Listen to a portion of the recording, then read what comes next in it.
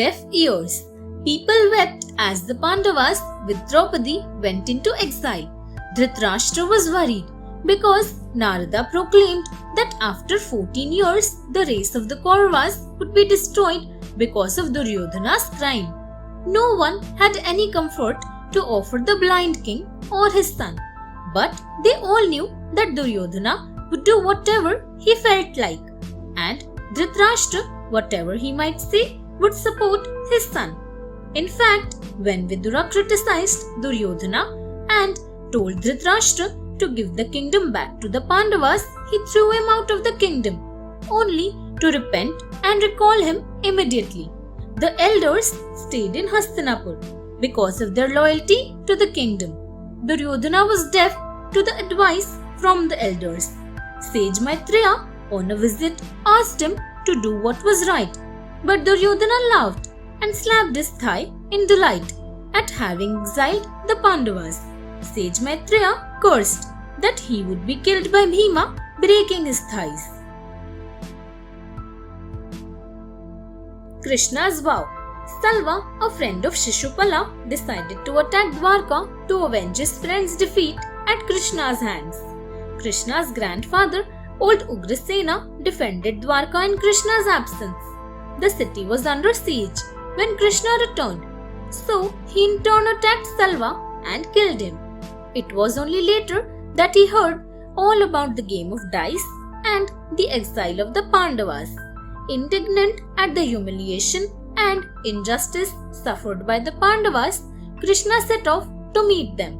Many kings and princes friendly with the Pandavas went with him, taking their armies along. They heard about how the Pandavas were cheated. Draupadi poured out the story of her misery to Krishna. Krishna vowed that they would revenge for the wrong suffered by her. Drishtadyumna would kill Drona, Shikandin, Bhishma. Bhima, the Kauravas, and Arjuna would kill Karna. Krishna returned to Dwarka with Subhadra and Abhimanyu, Arjuna's wife and son. Drishtadyumna took Draupadi's sons to Panchala.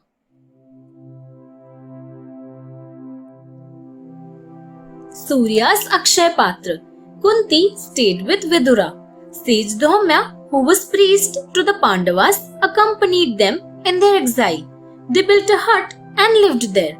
Yudhishthira was worried because he was not able to feed the large number of people who had come into the forest with him. He sought Dhaumya's advice. Dhaumya told him to worship the sun god Surya, as he was the one who gifted food to everyone. So Yudhishthira began to worship Surya. Pleased with his deep devotion, the sun god appeared before him and told him to ask for a boon. Yudhishthira requested his help to feed everyone. Surya gave him the inexhaustible vessel Akshay Patra. It would give all the food required at every meal and become empty only after Draupadi had eaten her food at each meal. The Akshay Patra helped the Pandavas throughout their exile, feeding them and their innumerable guests. Bhima kills Kirmirasura.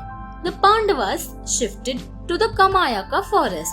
On the way, an Asura holding a flaming torch challenged them, asking them why they had entered his forest.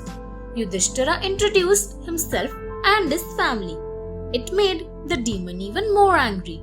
His brother Bakasura and a dear friend Hidam had been killed by Bhima, he said.